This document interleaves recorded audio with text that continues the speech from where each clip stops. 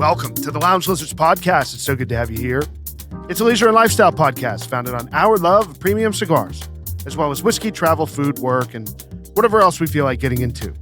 My name is Gizmo. Tonight I'm joined by Rooster, Pooba, Senator, Pagoda, Grinder, and Bam Bam. A full house of lizards. And our plan is to smoke a cigar, drink some scotch, talk about life, and of course, have some laughs.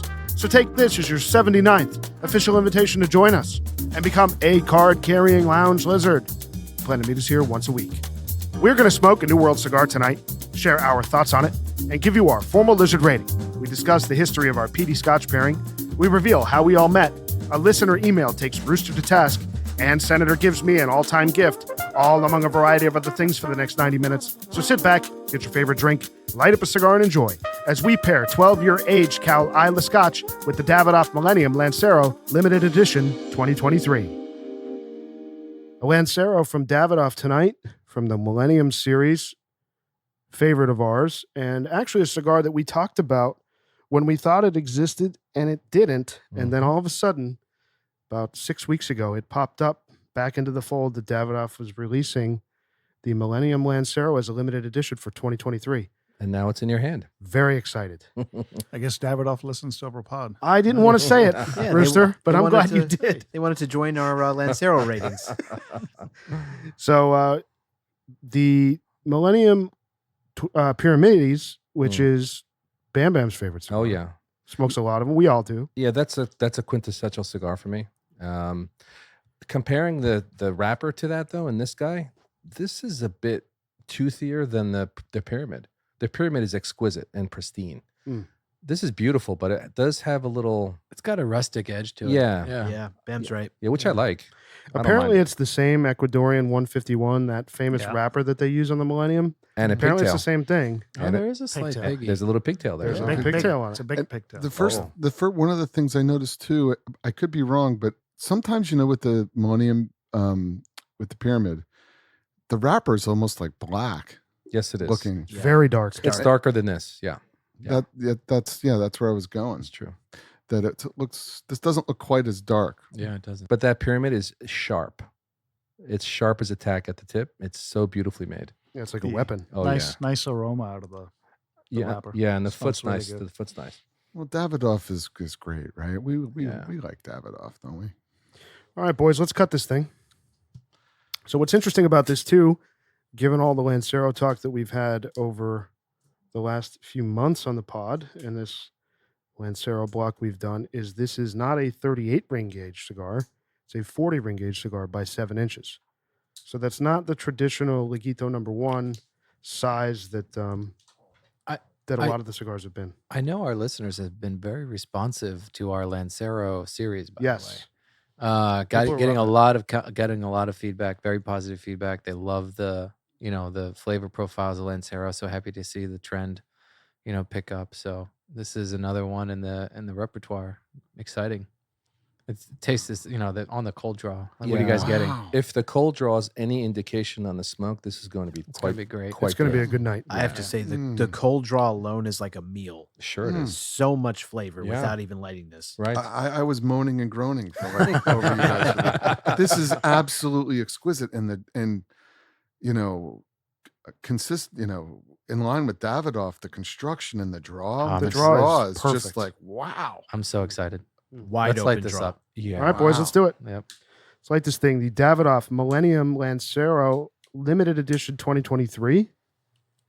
Again, it's a 40 ring gauge cigar by 7 inches. Closer to the Trinidad Fundadores out of Cuba than the Cohiba Lancero, which is where this Vitola originally came from. A little bit bigger than that one. And priced pretty reasonably. Honestly, I think at $29, I'm very happy with a well-constructed Lancero for $29. Yeah, the Millennium's, 27 a stick? 25 to 27? The Pyramid, like you that. mean? Yeah, Wow. the Pyramid, yeah. No, it's way more than that. What are you talking about? No. Yes, it is. It's $36 a stick. The Millennium Pyramid. Look it up. So I haven't bought them in a very long time. They must have skyrocketed. Well, I think you're used to the I have bulk orders. Yeah. That's right. The bulk discount on I Have Bulk Anise is discount nice. price. This is phenomenal. Off the light, it's Oh fantastic. my Yeah. god. It's got very traditional Millennium flavor notes, but it's so much more concentrated. It's like a it's like a resin. It's almost like a very concentrated mix. You know, Flavor bomb. but familiar Yeah, absolutely. Millennium. Same DNA. Yeah. No What doubt kind about of when you say familiar, what kind of flavors are you guys getting? Well, what are you tasting? On the pyramid, I've always gotten coffee and a bit of cocoa, and maybe a very faint hint of some kind of a fruit I agree. I think there's on the pyramid itself. on the funny end of this is that I actually get a little citrus, but not much. It's just a slight citrus. I didn't say it. By the You way. didn't say it, so that's why I think it's kind of odd. But I'm getting not so much coffee here, but I am getting some good amount of fruit, dried fruit. I'm getting dark And- chocolate. Yeah. A little bit of coffee, maybe. Mm. The citrus thing to me is kind of hitting my tongue, just like a little bit of tingle on the front of my tongue that I guess could be read as citrus, but I don't. For me, it's not. Mm-hmm. I think that's. I get calling agree. that. I agree. Yeah. But it's really delicious, and the smoke really fills your mouth nicely. And the retro, Elegant. The retro is delicious. I'm going to double down on this right now and say I haven't even got through this yet. I anticipate myself buying a box of these immediately. Yeah. I just know it's going to be good. Like, very you can high just praise. tell. I don't know if you guys have. I mean, but this is very, very good. Off to a great start, and if it's The retro it hail is really truly phenomenal. It's Like, it's exquisite. Actually. that itself, I would buy a box just and for the that. size is nice, right? Do you guys like the size? sure. Oh, It's great. love The this. Just like elegance. the Love extra, Lancero. just a little bit of extra heft at Yeah. 40.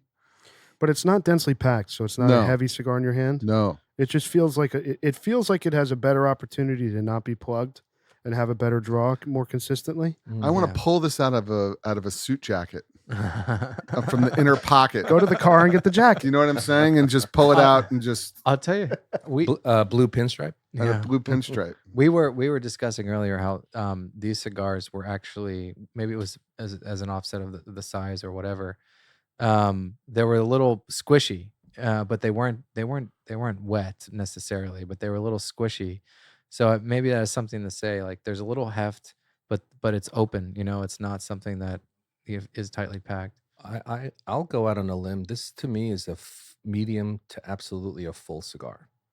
I think it's medium full Yeah, at most for right now for me. me. I would say for me the flavor's great, but I would say it's medium. Got quite a punch. On the body, you mean? The Not- body not, of it. not like strength flavor. Agreed. Yes. Yeah. Exactly right.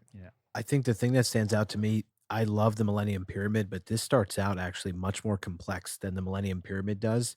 The Millennium Pyramid is a lot of traditional notes that I like, and I think a lot of others do, like coffee and cocoa. There's a little bit of a creaminess to it, but the dried fruit that you get, and specifically, it's like berry, like It's like a that- prune. like not prune for me. It's like a tart berry, like a raspberry almost. Like for me, when Grinder said citrus, like I didn't get citrus per se, but there's this little tart tanginess that's black, like a blackberry. maybe. Blackberry. Like blackberry, but more blackberries. raspberries tartar than a blackberry. Blackberry's sweeter than a raspberry. So like those dried fruit notes, I don't get at all on the light with the Millennium Pyramid, but it's really cool to see present here. So I just think like this has some of those traditional Millennium notes, but much more complex, and it's introduced some new Yeah, things. I think a pyramid kind of builds on the flavor just because of the shape of the cigar, And the ring the gauge, way of it's course. tapered down. Yeah, So yeah. it builds. Yep. Right? It does. And maybe just to build on what you were saying, I feel like there's a little bit of dark chocolate happening. Absolutely. It's like a raspberry with a little bit of that dark chocolate, which is not quite bitter, but You know what chocolatey and dry. I You know what it guess. reminds me of? Honestly, Yeah. you just called it out. Gertrude Hawk at Easter. We had them in the house because my stepdaughter sold them at school, and they have these little smidgens that are Yep. dark chocolate smidgens with raspberry in them. Mm. I was thinking I the should bring- same damn thing. I should bring those chocolate raspberries back, boys. So now we're on the raspberry. Does everyone see what I'm telling you? It's raspberry. Like that's Well, the berry note. But in this. I definitely get my citrus equation may have been more aligned to that tart berry. I don't get dried fruit. I get fresh fruit. Okay. You know, like that's where the tartness usually, you know, I at least that for me. But it's a pleasant, you know, citrus tangy tartness. So let's talk about construction for a second, and then I want to talk about the presentation. And apparently, it's limited, so we could talk about that. But first and foremost, like I mentioned, the wrapper is the Ecuadorian 151, which is famous on this blend. The binder is from Mexico. It's a Sumatran Seco, and the filler is from the Dominican Republic and has 4 different types of tobacco in it. You can find that all that info on Davidoff's website. But I think that what's interesting about this being a cigar that was a former regular production, now coming back as a limited edition, I realized when I got my box in that they're only making 14,600 boxes of these cigars. So I don't know if that's going to change or they're going to do a second run or a third run, but it seems like they're going to be limited. So Buy this 'em is up. not going to be a regular No, production. this in is a the limited Millennium. edition cigar. If that's you what- open your box, you'll see it's a numbered box. Davidoff has a lot of those, limited runs, single run That's cigars. true. And I I think- respect that. I like Yeah, that. but I think this should be added to the Millennium I lineup. totally agree. I agree. They don't That have was- they don't have a Lancero. They so Why don't. not have the? It makes It sense. should be added. I wonder if commercially, if they're trying to, I'm just hypothesizing. I wonder if commercially the Lancero market, in their eyes, is not as big of a market, and they're kind of putting this out there as almost like a test of sorts to see what the uptake's going to be and what the appetite out there is going to be for this. Because the Millennium line is arguably one of their more popular lines that sells the most. They put this out. I mean, there's no rule that they can't do exactly what we're talking about. Exactly. Maybe that's what they're doing. We hope so. Commercially, hope just so. testing it. Like, how fast are these going to move? How fast is this going to move? Yeah. Well, like I told you guys when I sat down and kind of teeing up buying more of these if we so choose, but none of the big retailers that we go to have them. They're all sold out, and they've been for quite a few weeks. You know why? You know why? They were taking pre-orders like a month before. There you go. Yeah, So that's a right. lot of people. Yep. So everybody knows what a Millennium tastes like, and they're Yep. like, "Oh, Lancero, I gotta go for it." And I will say it a is lot of different pre-orders. in a few ways than the pyramid. You mentioned complexity, Senator. I agree with that. But this is a concentrated Millennium pyramid. It really hones in on those notes, and it hits you really hard in a beautiful, smooth, elegant way. I Very- think that's, very that, nice. that resonates with what I said in the beginning. Yeah, that's true. It's just it gets all those classic Yeah. flavor profiles, but just it packs a little more punch, more concentrated. And delivered in this beautiful Lancero vehicle. It's Yeah. awesome. So this, just adding on to the limited edition stuff, the Millennium Lancero limited edition is the second release out of a series of 4 exclusive limited editions of the Davidoff White Band collection.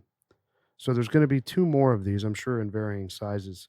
But hopefully they see the demand and they see that these retailers are out of them and they reintroduce them, even in limited quantity. Yeah. Just roll these cigars because, I mean, we're what, quarter of an inch in, and it's Dude, they smoking should brilliantly. make this thing in 50 cabs. that Oh, would be dude, great. that would be amazing. You know, like a punch Manitoua.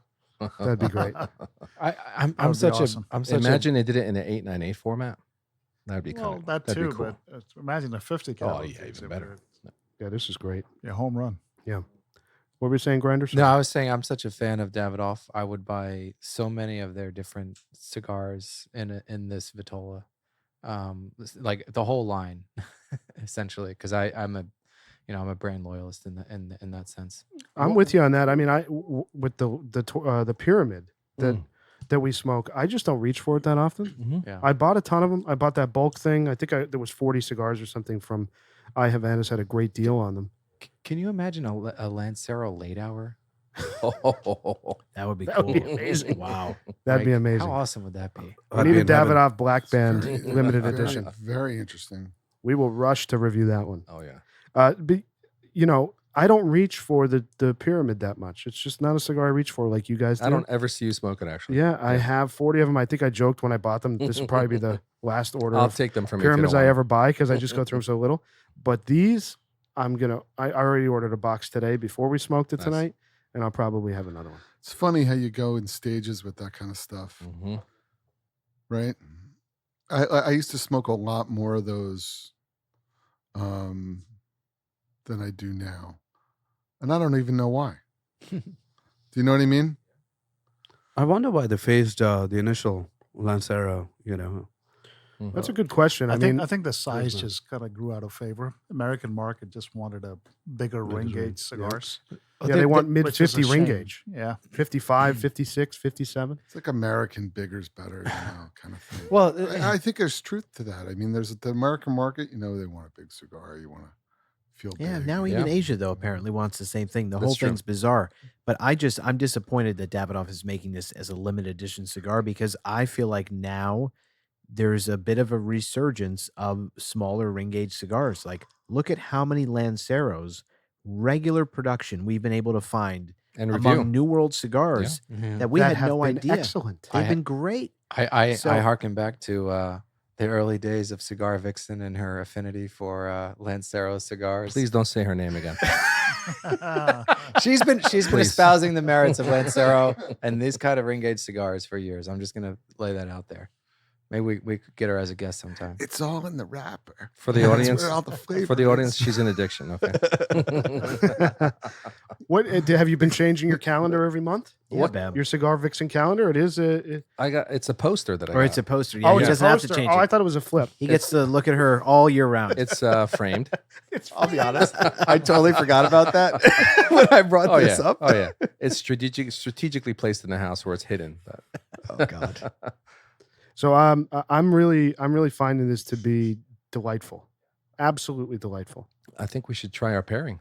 Let's do Absolutely. it. The Caol Isla, if you dare. if you dare. The Caol Isla 12. I'm gonna watch your faces as you Oh, take Ba- a sip. Bam I love it. really, Bam I really love it. loved the nose of this. Oh, So I really like the Scotch. It's really nice, actually. It's really nice. I think with this cigar though, I like the Scotch, but with this cigar, I think I do think it competes from a pairing perspective, like almost like maybe a Nicaraguan cigar would hold up a little bit better with this. Yeah, Such a bold yeah. flavor. That was my observation. I think that's a fair observation. This is definitely a peaty Scotch, right? So it has some of that punch. I would argue that it pairs fine, but it doesn't pair as well as it could. So the reason You know, why and- I just want to just on pairing, I want to explain my reasoning quick before you jump back in. The reason why I thought this might be a great fit is because in Davidoff's flavor profile of this specific cigar, they name peat as one of the flavor profiles They of do, the yeah. cigar. Yeah. So that's why I thought What? something that was peaty might be interesting as we come into the review. If Davidoff is wrong, we can make that claim. no, But it's that's fine. where that's where it Davidoff or- is that's where it started. 1,000% wrong. Yeah. That's It's- sorry. Well, it's just fast. We all have pretty sophisticated palates at this point. But oddly enough, there's a connection to what I'm referring to here. But I would say none of us Let's had not any make generalizations and say and- everybody. Well, none of us. Let me just say this: no That's one a damning mentioned. statement, Senator. No one mentioned peat or smokiness when they were tasting the cigar. No. And we're not rookies when it comes to tasting cigars. No, it's true. Yeah. If you'd go on a limb with me and retrohale the cigar and then take a sip, you will find that peat note. There you go. So I've yeah, read that's the fumes of alcohol coming through your nose. Yeah. I mean, I'm sorry, I Hey. don't see the. Did you retrohale it and then take a sip? I agree. I have. No, it's there.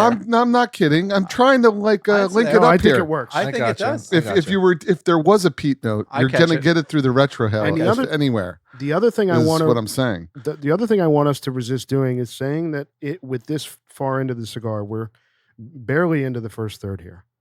I do not want to say this is not a good because who knows where this cigar is going to be That's true. in the last third. It Yeah. might very well pick up just like the pyramid does. That's true. It's Yeah. true. So the one thing I have against the spirit is that I love the peatiness. It's actually for me, it's subtle. There is peatiness there, but I'm not overwhelmed by that. There is bite to this that you feel from the front of the tongue all the way down to the Yeah. finish. Yeah. That I don't know. For me, it bothers me a bit. So So I'm sure it's great with ice. I'm if I had a curious. chip. Do all guys feel that this has? So we're all drinking this neat. I'm drinking neat. We're all drinking. I have and, ice and in do mine. others? Oh, okay. So then I'm Yeah. gonna have to exclude grinder just for this part because I Yeah. imagine ice will smooth it out. But do guys drinking this neat feel that this has an aggressive bite? No bite don't. at all? I did get it in the second. Really? So when I smelled it smelled actually reasonably pleasant, and then I got a really I don't know. I couldn't smell it a bit more. Meaning, I don't even know how to describe that flavor, the smell. And then when I took the thing, it went down very easily. But then I did get a lot of the bite. Yeah. In fact, it was pretty pronounced all the way into. It went into the back of my ear. Yeah. I'm interesting. finding one of it, those. and the tie-in that Grinder mentioned came from the last time that I had this when Grinder opened it up at the lounge, and that's where the amateur palate came No, from. primitive Palate, excuse me.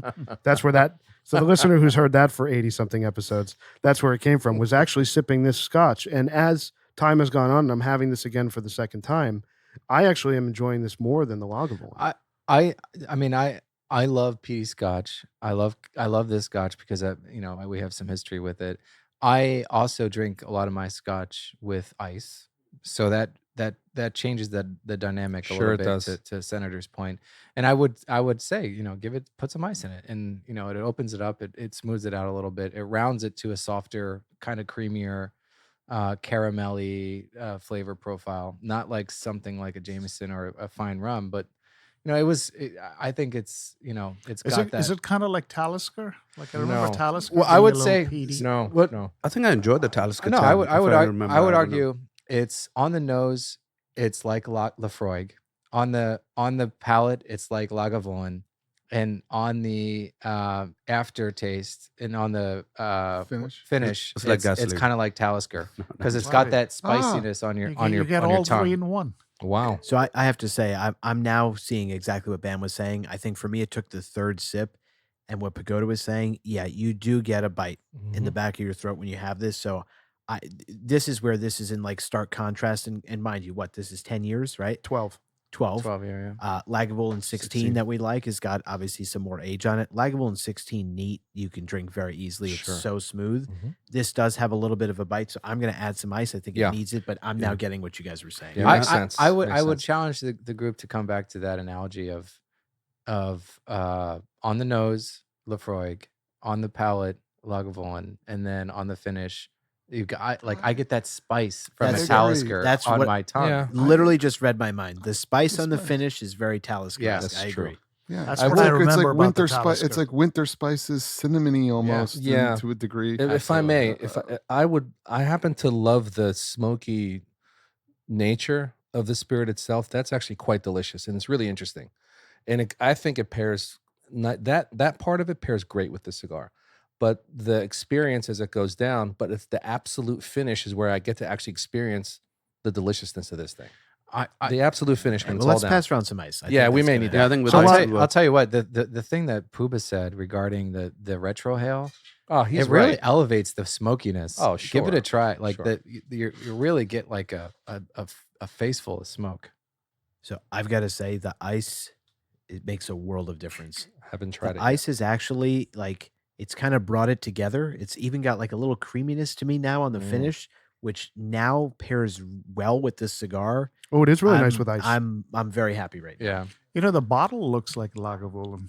a little Yeah, bit. well, it's does. it's a sister distillery to Yeah. Lagavulin. Yeah. And Grinder, I know you know a little bit more about this than most of us do. As you know, and to tee this up, Well, as you go into this, this kind of Scotch is near and dear to my heart. It's my favorite. Aside from the sherry cask, Macallan trope, if you want to call it a trope, when I first really started getting into Scotch whiskey, I got into Lagavulin first, and that kind of set my palate because I was also smoking cigars. I was like, oh, this is the smoky profile, and it just fit for me, and I really loved it. And it was when you start making money in the city and you can buy yourself a bottle of Lagavulin, it was like a big moment for me. This particular distillery is from Ely. Now, Ely is famous for the peat bogs, where they have a tremendous amount of moss peat bogs that they use to help with the fermentation and generally applying some of that smoky peatiness to the process as they're charring and toasting some of the hops and barley and stuff, right? So that's where that comes from. And a lot of the distilleries in this region have that element. So we're talking about very traditional Ely Scotch, Lagavulin, Lafroig, Talisker. Caol has been around just as long as all of them, but they've kind of transformed over the years and have adapted to the industry, right? So they had a very traditional Elay Scotch that had those elements of peatiness and smokiness. But then they were also doing a lot of blending, and not the single malt Scotch trend had never really caught on. So they did a lot of back work for Diageo, which then bought them. And they were, as a distillery, Caol was also doing work with blending Johnny Walker, frankly. So they've done a lot of different kind of machinations of the product. It wasn't always just Elay peaty Scotch. They did a Highland Scotch at one point, which was very popular, and then they kind of ascended into the Elay moniker and developed a lot more of those peaty Scotches, and that's what we're drinking today.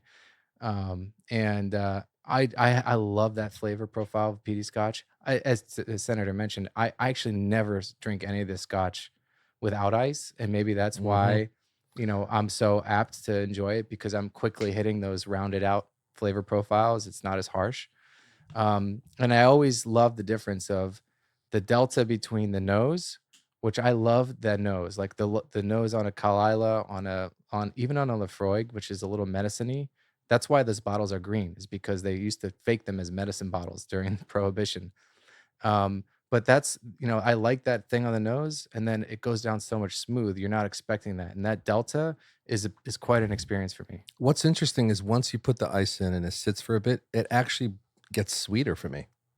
There's a sweetness to this, which I didn't get prior to the ice. It's amazing. really working for me with the ice. Quite delicious. I would echo that sentiment. Oh, dude. And I would echo that sentiment 100%. I'd also echo Senator's sentiment as well with the caramel notes that he's talking about. So I'm going to walk back. Yeah.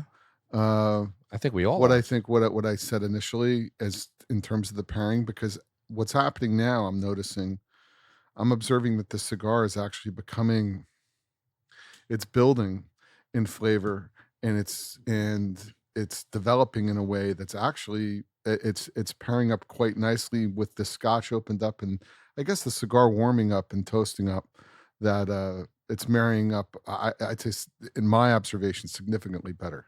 As we're coming into the second third, I'm feeling the same way, and I feel like there's something that's really working with the Scotch here on top of the ice. And that for me, I don't want to use the word licorice. It's more like an anise, a slight anise is coming in. I anise, totally agree with you. Totally agree. It's just a little bit. Which I enjoy. I like that. See, I normally don't, and I'm enjoying it. Yeah, with the cigar. Yeah. I think I think that's that's a accurate observation, and I think I've noticed that actually in other Millennium blends, that there's a little bit, not quite as pronounced as it is here, but there is a little bit of that. You can pick that up, that kind of black licorice anise. Oh yeah.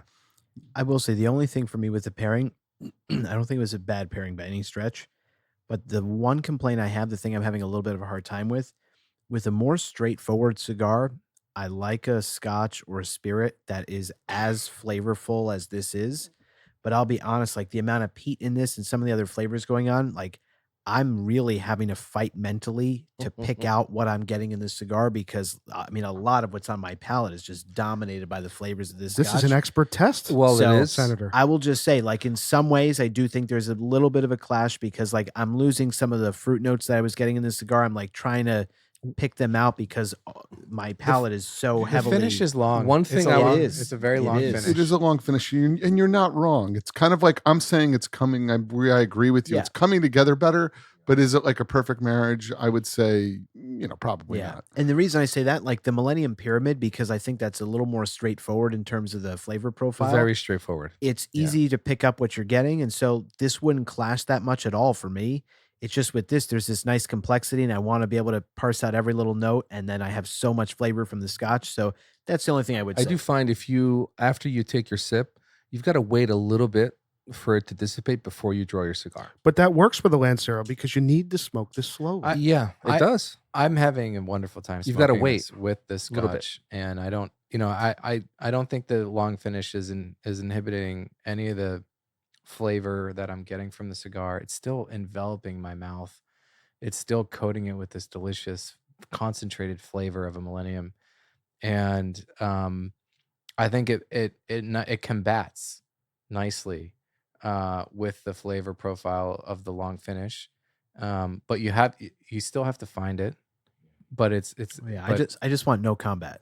Yeah, there's a little bit of a wrestling match. This is the going Lizard on. SATs tonight. But I think that's interesting. But that's what makes that's what makes SATs. it It's interesting. Lizard WrestleMania. It's just a WrestleMania. That's right. everyone's different, right? That's everyone's different. Do you think it would go better with the late hour? Because it's a much fuller I cigar? personally think this would pair would. phenomenally. That is- That's a or great a- call. Great out, idea. Rich. That's a great idea. I think a late hour Lancero. Yes, Davidoff. We need a late hour Lancero. We don't know what that is. Or a Padron 90th. Oh, that'd be good too. Oh, yeah. well, For breakfast, certainly. maybe for breakfast for you. With some eggs on Yeah. the rooftop. So I'm of the belief that this Scotch would pair well with anything because I have a strong bias. So You do. yes, We do. The other thing I wanted to say that really just it kind of hits me when Grinder's talking about the history of this thing and seeing that, you know, as we're looking at the Scotch coming into the episode, that they were founded in 1846, which is like so inconceivable that it's like pre-Civil War here in the States. Like it's so long ago. Like it's you know, in the early days of the United States, they started producing at this distillery. Like that's crazy. To That's me. awesome. That's It's crazy. amazing. It's amazing. that time period was when a lot of these distilleries kind of It's just amazing. grew up, though. Yeah, just amazing how I'm just saying how young the United States. Like it just makes me think about Yeah. the fact that this is in 1846. Pretty cool. You're going through your Lancero quick. Well, people boy. have been drinking for a long time. I think I'm just happy about that. So, boys, this is a fantastic cigar.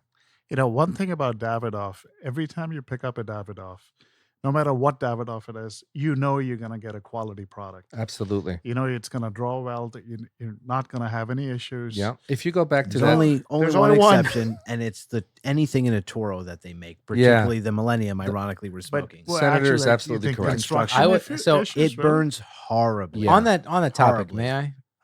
They have a Nicaraguan box press Toro, which is phenomenal, and I've it's had not a very traditional size Toro. It's a little thinner, and it's a little shorter, and it is an excellent cigar. And we should review that cigar. I've The had it. reason that I've works. had that, but It's that's a so- different animal than what I think we're talking Yeah. about. Yeah, because yeah, I it's guess. box pressed and it's That's it. Nicaraguan. But I've had that, and you're not wrong. yeah. Are You're you totally right specifically about that. talking about the Millennium? Yeah. Toro? I mean, I just say that. I Yeah, mean, yeah. everyone in this room Yeah. knows this, right? Like, we were members of a lounge, and every year the Christmas gift to the members was a 5-pack of Davidoff Millennium Toros. Right. Not the pyramids we love, not the Robustos we'd be happy with, not even the Petit Coronas that are great, but the fucking Toro. Yeah. And every time they would burn horribly. Yeah. I'd sit there watching other guys smoking it, saying, like, am I doing something wrong? And the thing is just so uneven. You're constantly touching it up. For some reason, I just don't think that Vitola is their Bush, strength. it was Bush League. If goddammit. yeah, it is. That's right. It was If Bush the- League. It was Bush League. We'd get those gifts. Remember, we'd get them in our locker. We'd get the gift in our locker, and then we would smoke one. And I'd look at Senator, and he'd go, and he would just have that look in his face where he takes his lips and he puts them together with like that, like frustrated Purses his face, lips.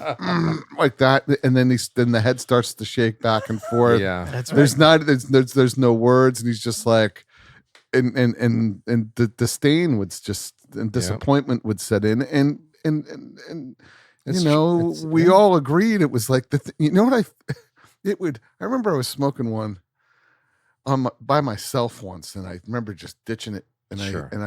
because I would ditch that cigar Right in the and lake. It it's went the right in the only- lake. It's the only Davidoff I'd ever ditch, and I remember him sitting there, and it heated like for what like you try and get combustion out of it, and it would heat up so much we'd get almost like A tunnel, no, not a tunnel. The opposite. It would just like a cone. cherry. Yeah, it would get so hot and carbonized. Basically, it was like carbon. It It's was like true. smoking carbon.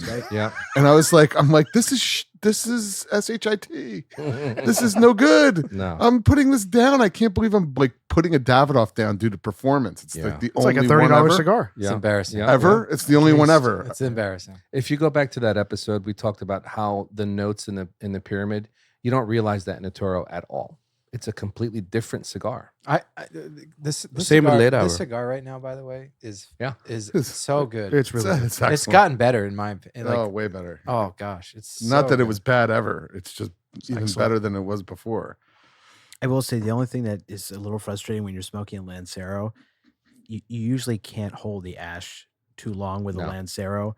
And I'm never tempted to do that. But the irony, like with this being a Millennium, that Millennium Pyramid, It holds, man. it will hold ash like you cannot imagine. It is some of my favorite cigar photos just to look at is just a Millennium Pyramid burning, because half of it could be just ash. And it holds on perfectly. And you're almost tempted to do this. And I was laughing earlier because poor Bam is, I think, you have to bring that up. was trying to do that. It went all over his pants. I mean, it just, that's the one thing with Lancero is I wish the ash could just hold on. This is true. This is true. A little bit of accountability there, Bam. Thanks, Giz. Again, we got to go through that. No. So I do, we have a couple things we want to talk about tonight, but I do have something I need to share with the lizards. We might consider it urgent business, as this listener did. I want to read an email. I thought you were pregnant. Oh, boy. It's a boy. It was going that way. It's going that way for a second. All right. So we got an email from a lizard. He says, a Bostonian lizard. Didn't even sign his name. Oh boy. And the subject was accountability hour. Oh, fuck me. And it says, lizards, it is with a heavy heart I write this message. I feel as if an accountability hour is in dire need. It's recently come to my attention that a certain lizard is without a tower, and that this condition was self-inflicted. Now, one would think that as a seasoned lizard such as Rooster would not so carelessly sell his tower without first procuring a replacement. Yeah. When Yeah. I love, by the way, why I love this email so much is he touches on so many things we talk about. When I imagine a connoisseur corner, in quotes, the aroma of rich mahogany and leather-bound books comes to mind. I can almost smell the cedar and tobacco.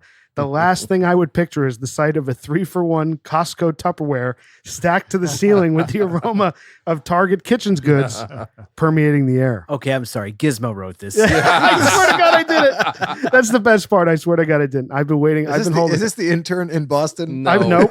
I've been sitting on this email for 2 weeks. I would normally give someone who has the ability of choking out a raccoon with his bare hands a wide berth. But imagine my dismay upon learning about Rooster's predicament. For the amount of flack that Bam got for quote unquote seasoning his tower for 9 months and then proceeding to fill it with the entire Habanos essay catalog. Yeah. I would expect a similar level of response to this issue. Yeah. So my proposal is this. A charity will be founded called Lizards Without Towers, where we will provide towers on loan to storageless lizards around the world. Storageless lizards. The insidious nature of Tupperware addiction is something that afflicts thousands of lizards across the globe, and it needs to be addressed, starting with Rooster. Okay, does he need a copywriting job? This is amazing. Because I can get him one. I'm telling you, I've been sitting on this email for weeks. I did not share it with you guys for this moment. I propose that this charitable endeavor is funded in part by a limited edition sale of Got Storage ? T-shirts that should temporarily replace the Got Twang shirts currently available for purchase in the Lounge Lizard store.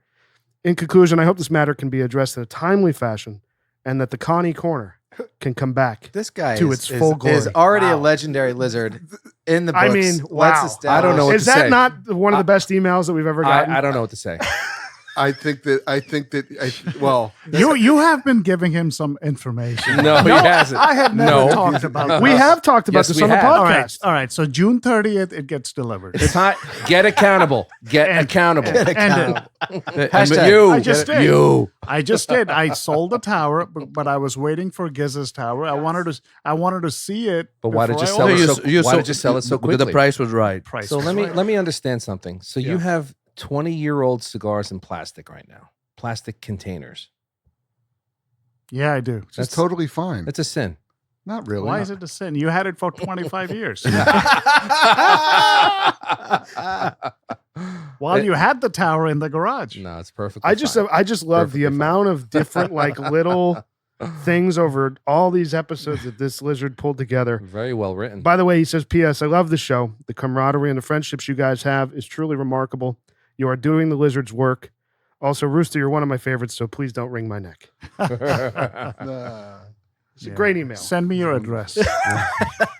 That's Is a it great Chat email. Great GPT email. or is So it? great. We have the best. We have the best listeners, man. Rooster has some dead raccoons he needs to send somewhere. Yeah, right. So so you have the new Vigilant Tower, the same one that I have. So I ordered it actually after the day you got it. literally, I think a day or two after you set it up, I came to your place. I said I wanted to see it because I was in a dilemma whether to get the glass front or not. Yep. So I wanted to see the color. I wanted to see the hardware on it. I wanted to see the glass, the lighting, all of that stuff. And after I saw that, I placed the order. But Vigilant is a kind of a company. Every single piece is custom made. Yeah, they don't have stock. It's like, they don't have stock, and they're not really responsive with emails. It takes a while to get Is through it a them. two-man company? It might be. It might be a one-woman company. It I might think. be. Yeah. So it took a while, but finally, the order was placed back in January, February, I guess, whenever you got Yeah, yours. I got mine in January. So January. So you'll have it in this June. I'd love to come and help you. You're all you know, too try and lenient move the on him. cigars. This is not an accountability hour. Bam's out for blood. This is nothing. So the other thing I want to say too, with amazing listeners, is actually the Caol that we're drinking tonight was sent to us by Lizard Matt. One of our listeners sent this scotch Thank you, to Matt. us. Matt, you're the man. Very, very kind. So we love the listeners, man. We don't take it for what granted. was this listener's name? Bostonian Lizard. He did not want to reveal his name for Give fear me- of As- retribution. By the way, as a true lizard, anonymity Anonymity is important. is You know part what, of our DNA. I would like his, I would like his address so I can send him my used Tupperware. I'm sure the aroma would be great. The well-seasoned Tupperware. He's just another reptilian in the wild. Isn't- Exactly. Doesn't that say something about like what it means to have a cigar? Is that you're not there for a grandiose exposure. You're not there to be on a stage. You're there to settle in and be with other people. In some anonymity, you want to be anonymous, but you're not. It's not about you. It's just about enjoying the moment.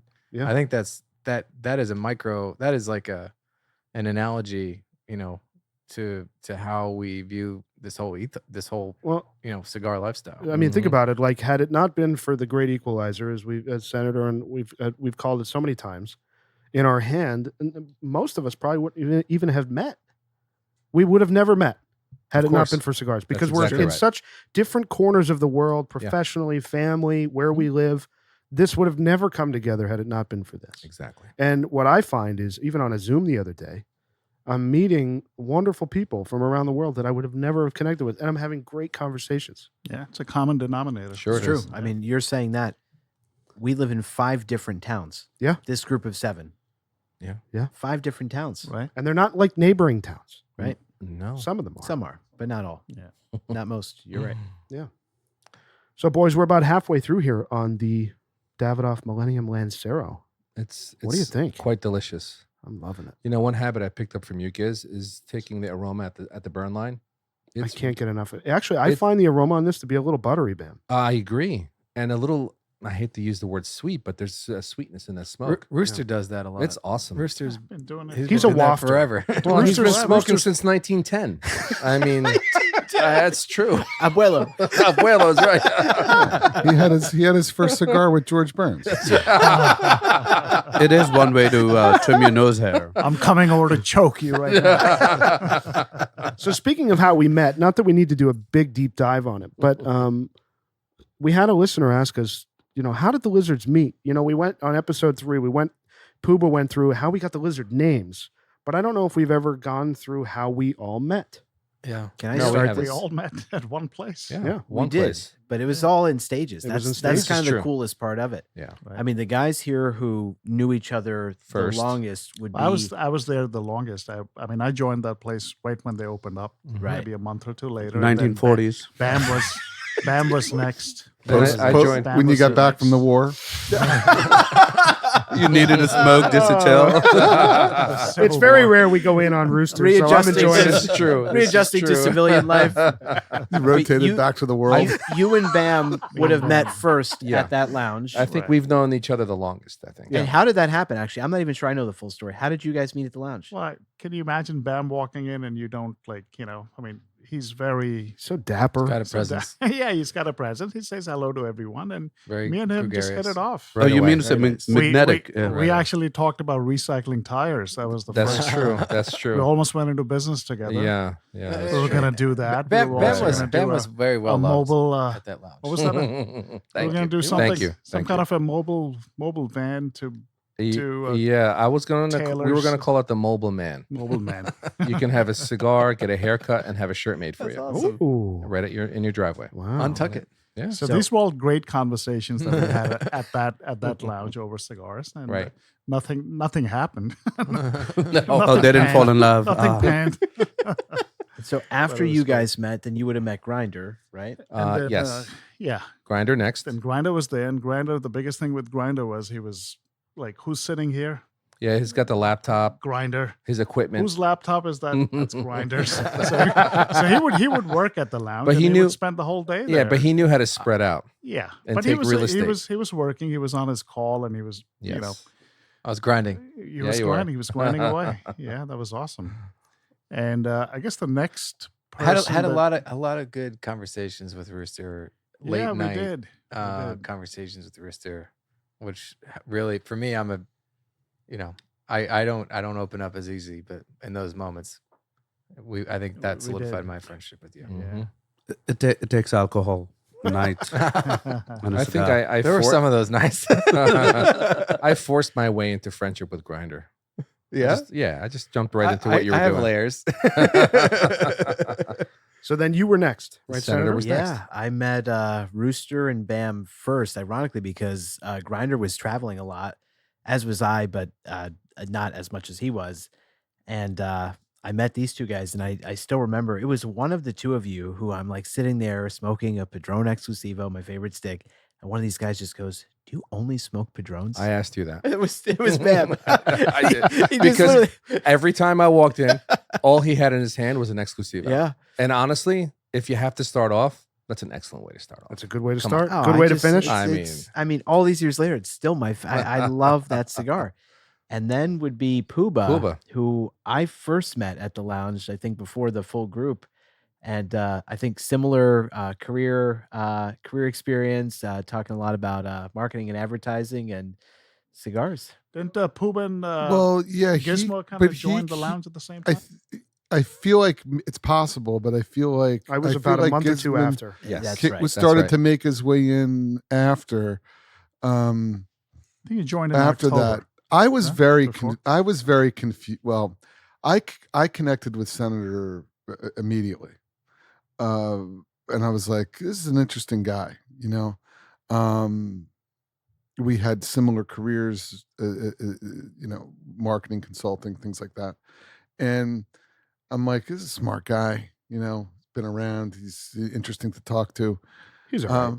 But there was this. No one's asking you. Gizmo. But there was. I'll turn off my mic. And then of course, Rooster was around a lot. Bam was, but not Not not as as much In fact, at the time that I was Puba first. was a rumor for me for a little while. You were a rumor for me for a long time. And then I met you, and I met Puba. Yeah. After a little bit. But there was an interesting. The point I was getting at was there was a very interest. So I'm feeling things out now. You got to, put yourself in the situation where it's like, at this point we're just acquaintances. Yeah. We're acquaintances. We're not We're not even. texting. We're not to close acquaintances yet, and we're not friends yet. We're just running into each other. We're just doing a thing, right? So like, there's this odd juxtaposition of Senator and this other member that was so strange, and it took me, I'd say, a good 4 months to actually start to figure it out. Where I'd get Senator alone, and I'd say, hey, like, what is going on with It wasn't this This guy? guy. This guy who was attached at his hip at all times.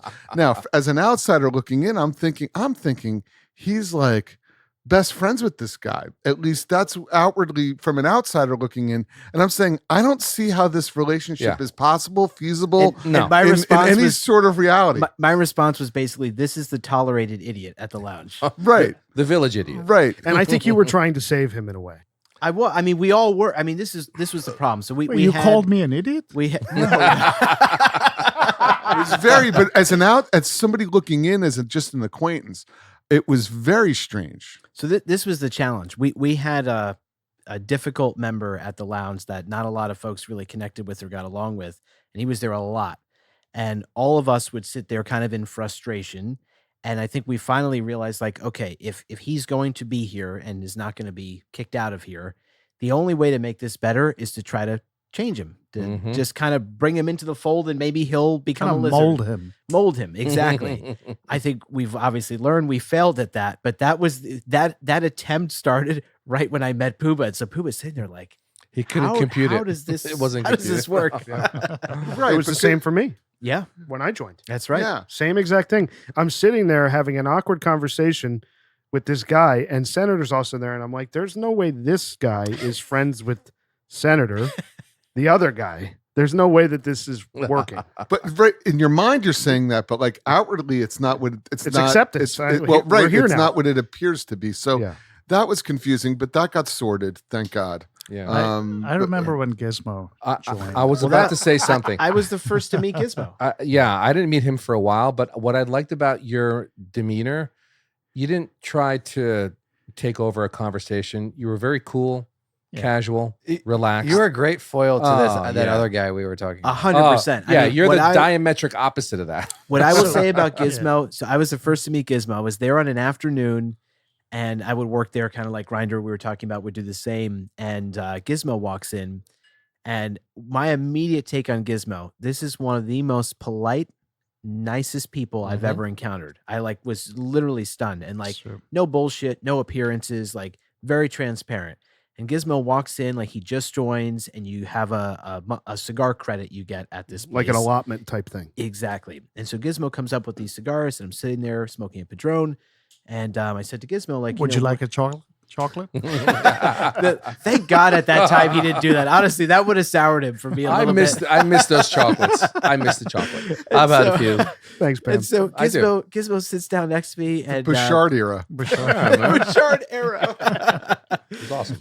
And we started chatting a little bit, and I said, "Oh, what do you like?" And what I really respected about him, like, he didn't make any allusions to start. He wasn't like, "Oh, well, I smoke a lot of cigars. This is what I smoke." He's like, honestly, I probably consider myself a novice cigar smoker. Like, here's what I got downstairs, what I normally smoke. And I said, "Have you had a Padron before?" And he says, "No." And I said, "All right, just give me a second." And anyone that knows me, again, if I'm going to share a cigar, I think it's someone who's worth sharing something with. So I go to my locker, I bring him a Exclusivo, and Gizmo takes a few puffs of this cigar, and the look on his face, I'll never forget. It was just like the whole world was open to him. And it was Opie. It was Opie. Did he not go downstairs and return? Well, that's where I'm going. That's where I'm going. Right. I just looked at him. I said, "I think I fucked up." Yeah. So literally, that's what he says to me. He's like, "I think I fucked up." He's like, remember this. after smoking this cigar, he's like, "I don't want any of the stuff I just bought." I said, "Don't worry about it. Go downstairs. They'll take it Say back. Senator gave you a Padron, and now you're hooked on Padron, and you want to exchange everything you bought." I remember that. I feel like I was there for that. You might have been. I was there for that. I And remember so he that. literally goes downstairs, and this is how I knew he was a lizard, exchanges everything he just bought and just buys Padrones. And we've been friends ever since. Dude, I remember love this. He came up with like he came up with the package. He came up with with a little bag. That was a graduation for you at that moment. It's true. Yeah. I remember before Gizmo joined, every time I would walk into the lounge, every single person would say, "You have to meet this guy, Gizmo. He is great. You're going to love him." Every single person, every single member at the lounge said that about you. That's the first time I'm hearing it. This is new information. He paid them in chocolates. I did. Bouchard chocolates with dividends. For the listener, I'm not sure exactly when this started, but Gizmo would start coming into the lounge with this giant Costco bag of Bouchard chocolates that he liked to enjoy while he was smoking a cigar.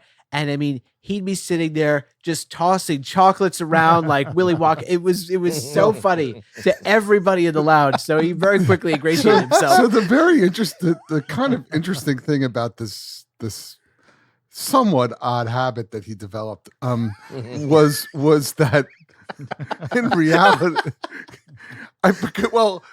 you were eating such copious amounts of chocolate while smoking cigars that it was part of your repertoire. But you would give them out and you'd go, sometimes you're like, sure, like I'll have a chocolate because one, you don't want to be rude, and it's also chocolate. I mean, it doesn't taste bad, it's good. So you taste the chocolate, and I go, I remember a couple times going, you know what? That actually pairs pretty well with the cigar. It does. It really does. It and did. It did. And so I guess there is some merit to chocolate in cigars. I think Oh, there's yeah. been some tastings, and I've seen stuff in Raspberry cigar dark chocolate. aficionado. Yeah. Yeah, but it wasn't bad. The funny thing It wasn't bad having chocolate with cigars. A It was lot the of- amount of it was the copious amounts of And chocolate. the frequency. Oh, the yeah. frequency. I mean, he rolled it every day with this bag of chocolate. It was unbelievable. Now, the funny thing is, most of the members appreciated it. However, the proprietor of the Oh, lounge no. did not appreciate it. Not at all.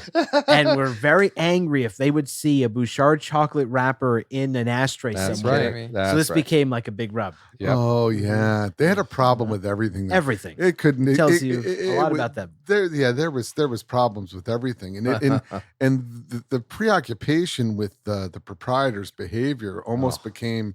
It became like too dominant, like in our Sure. lives. It was like control.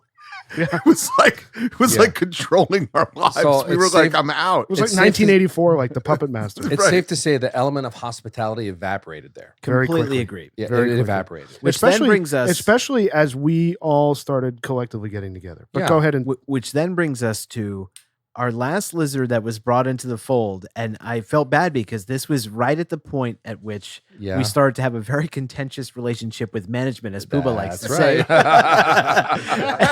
Contentious is very mild. And so enter Pagoda, who I think meant Rooster first. That's right. That's true. That's right. So I was at the lounge. I think it was an afternoon, maybe a Saturday or a Sunday afternoon. And we used to sit by that fireplace, right? So that's where all the members used to sit.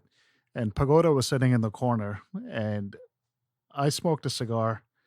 And when I'm done, I'm walking out the door. And I just look from the corner of my eye. I see this guy sitting there in the corner. I'm like, he looks Indian. Really? A good-looking Indian. Oh, yeah. Very attractive Indian Good gentleman. looking, handsome Indian boy sitting alone. Dare I say Bollywood material? Indian boy.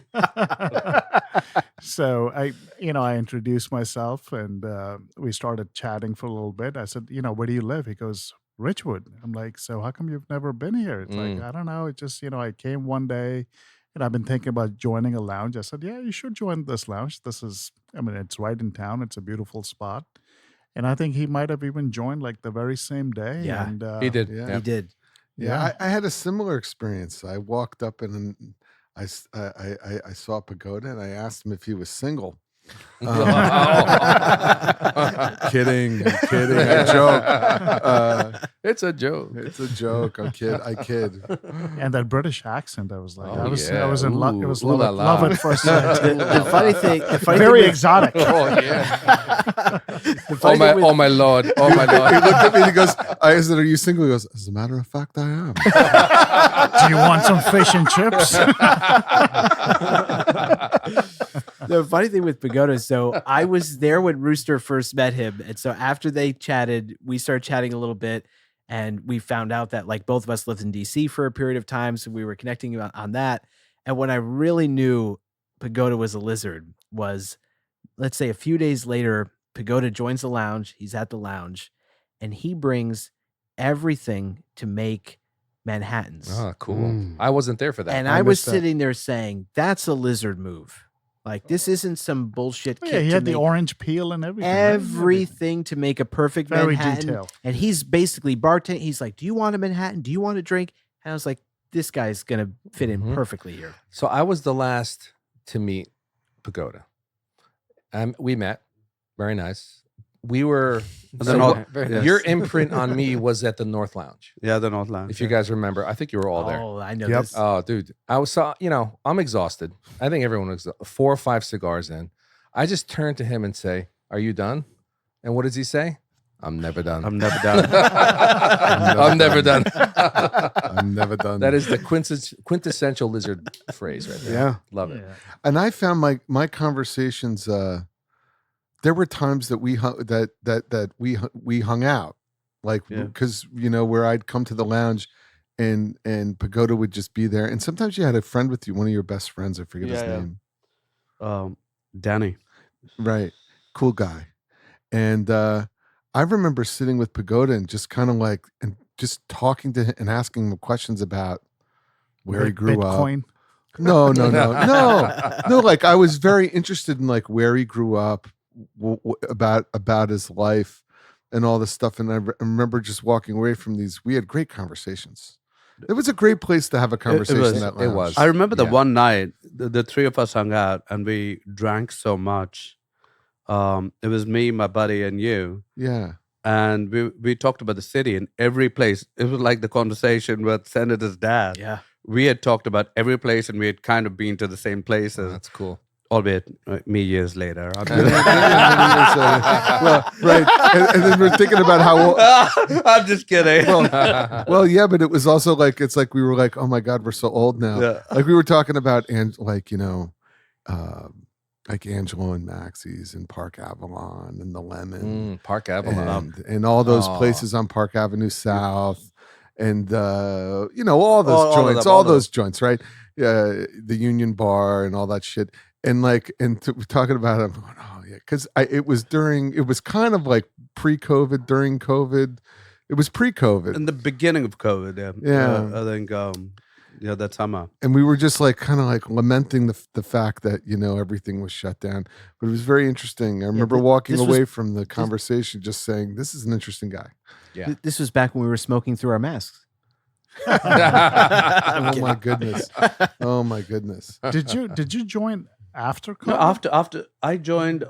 Before. No, I joined the late after the summer of 20. Yeah, he was. So after So the I joined summer it. So I think Puba joined in May or June of 20. Mhm. And I I joined in August of 20, and I and he think joined after. October. Pagoda Yeah, joined October in and November. October. So I was or wondering somewhere why, in like November. during COVID, when everything was shut down, these guys would come over to my place, and Yeah. he wasn't there. Yeah, so, Pagoda, the same. even That's mine. right. That's right. Yeah. Because that's right. we met Because after. because the it's coming back to me. The I joined actually specifically because I was like, all the bars are shut down. Everything is done. Can't have a cigar anywhere.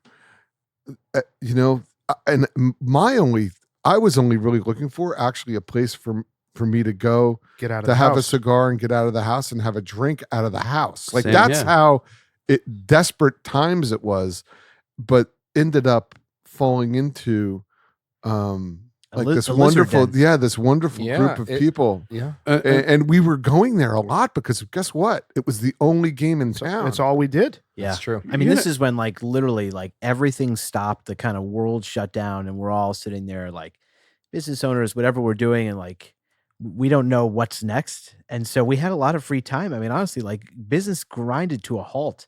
Yeah. So we were at the lounge. Then when the lounge even closed for a bit, we were at Rooster's place, my place, and Mhm. we'd smoke cigars and just kind of, pass the time. Yeah. And what's interesting about the dynamic, I mean, this group kind of glued together really fast Yep. and almost unintentionally before there was a text chain, before any of that, certainly well before this podcast. But, what's interesting that I'd like to share with the listeners, the fact that the genesis for the podcast was the fact that we were having these conversations just without microphones and headphones. Right. Like we would sit down, we'd all probably smoke either the same cigar or similar, talk about it, and then interject these other conversations. We were doing this 3-4 Yeah, times a week. And we would dissect the cigars as a group, and that conversation was always enjoyable. Absolutely. Always. Yeah. No 'Cause I matter would- where we were, Personally, I would learn a lot from the discussions, and I think we all learned from each other a little bit. of course. Yeah, it was great.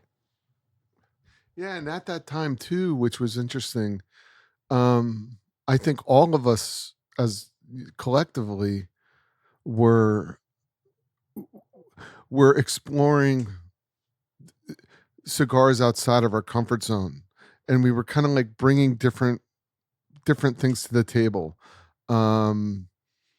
Whether and it was there was mostly D4s and Monty 2s in terms of Cubans that were being smoked, but there was the group collectively as a group, we came together and it became this catalyst for and we were talking about this offline during the week, this catalyst for like sharing new cigars. And Yeah. it was a very quick acceleration of where it was like, I'm getting this box, I'm going to share it. I had this cigar, I'm going to share it. I sourced this Cuban, I'm going to share it. And we began, sharing things back and forth. And I mean, I remember examples. Oh, well, maybe Bolivar isn't my favorite or something like that. And it's like, well, you know what? Try this. And it was like, oh, well, you know what? Maybe my mind has been changed. And then going back and forth with these things and saying, and we were slowly gaining alignment around some of the things that we liked, particularly within the Habanos catalog. There was a huge exploration, like an archaeological fucking dig. We all went do you know down. what I mean? We all went down the rabbit hole together. Well, that 20, well, 20, well, 20. this is the funny thing. Very deep This down is the the funny rabbit thing. It's true. So lizards learn very quickly because I mean, Rooster, Bam, Grinder, and I knew each other for at least a year before I had met the rest of you guys. And we had started toward the tail end, like right when these guys joined, we started ordering Cubans together. It's so true. And the That's- funny thing is, Go ahead. I have like, something to say. I remember Yeah. when I met, like, I mean, all these, honestly, I mean, obviously, you know, Giz was not even smoking New Worlds that I would normally smoke. And so, Right. like, this was like a crazy acceleration with him. I remember even with Puba, he's like, well, where do you get real Cubans? And so I was telling him some of the sites that we were using. The funny thing is, the pandemic hits and everybody's got a lot more time. And I would remember Puba would call me and he is down the YouTube vortex on Yeah. Cubans like you couldn't imagine. YouTube. Oh yeah. Yeah. But what was unbelievable, like in such a short amount of time, It's so true. like Puba's telling me about certain cigar. I'm like, I don't even know that existed. And it was just like the when I say lizards learn quickly, yeah. it was unbelievable. Gizmo, who hadn't been on the Padrones yet at that point, Right. and then you fast forward, he's starting to try Cubans, and now, I mean, Gizmo arguably has the best collection here, you know, at least one of the it's best. unbelievable. It's got 6 cabs of I mean, Lucy's. It's insane. 7, Eight. 8. 7 and a half. And then it was like, you know, Pagoda, who like was like, well, I don't really smoke Cubans. And then we get him down this Cuban rabbit hole. Now Yeah. he has a tower with Cubans full. Like, So that was it's unbelievable. that was a pinnacle moment for a lot of us. For me personally, I didn't even have an. That was the first time during that time period that I had an Exclusivo. Yeah. Prior to that, I was a Padron Family Reserve guy, and then Senator handed me the Exclusivo. It took me maybe a month, and I gravitated away from that ultra full flavor Family Reserve line to the Exclusivo. And now that was for me a deep dive into Padron. But I refused at that time to smoke Cubans. And little by little, you would hand me a P2, Senator. Another guy in the lounge would hand me a Monty 2. I think someone else, Rooster. I mean, when Rooster got Yeah, that box, can we just talk about this for a quick second? one quote, one little thing.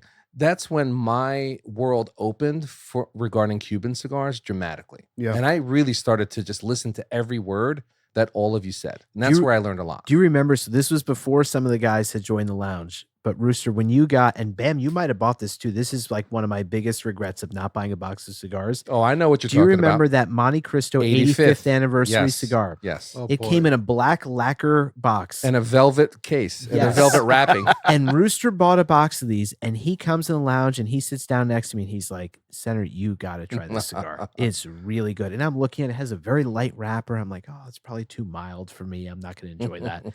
And I lit that up with him, and oh my gosh, it just Yeah. totally Yeah, it was expanded my really good. horizons. And I That's was right. smoking Cubans. I mean, you know, my wedding cigar was a Partagas D4 many years before I met any of the guys here.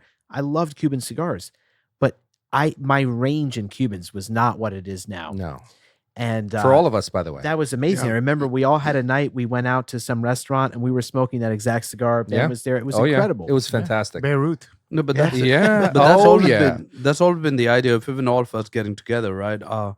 I think you got Gez into the Exclusivo. Gez got me into the Exclusivo. Yeah, the And then Exclusivo train continued. And Yeah. and you know, over a period of time, obviously we graduated Cubans, and I used to smoke Cubans in London years ago. And obviously sourcing was a problem here, so I never really even bothered with it. So I got into New World and I started enjoying the stronger flavors. But having said that, the idea really is that we are trying to do the same thing, right? We educated each other. We got everyone into the community. We are a community. We shared cigars. We learned through it. And now we want to bring it to the world Yeah. because this is the only way we can try and impart, you know, our experiences, the education about cigars, and the feeling and the enjoyment and the camaraderie that exists within the cigar community. You can go anywhere, any lounge in the world, and you're going to meet somebody and have a conversation. Yeah, It's great. very well 100%. said. And Very well said. Very well said, agreed. Totally. And I think the cool part of that journey was the exploration. Look, there are only so many cigars in the Habanos SA catalog. There's only so many. We've smoked a lot of cigars. We've smoked a lot of cigars, right? But that like discovering, like there were certain discoveries that were made along the way that were really awesome, Revolutionary. like revolutionary to me, like the E2s. Partagas. By the way, they're coming up in a few episodes. They're coming up in a few episodes, but like there's certain cigars that are real standouts, and I don't want to kill the E2 episode, but I had those 2014s we smoked on my deck. Was that the best fucking E2 you've ever had in your life? Was it the best fucking E2 ever?